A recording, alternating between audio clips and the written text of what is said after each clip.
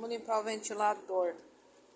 O ventilador tá na tomada, aí passa detergente todo ele, aí coloca o saco preto em cima, aí tá ligado na tomada, aí com o vento do ventilador joga a sujeira pra fora, daí fica todo aqui no saco.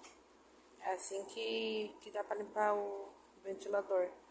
Como não dá pra colocar direto embaixo da torneira, que estraga, né, por causa do motor, assim é uma forma mais fácil de limpar o ventilador.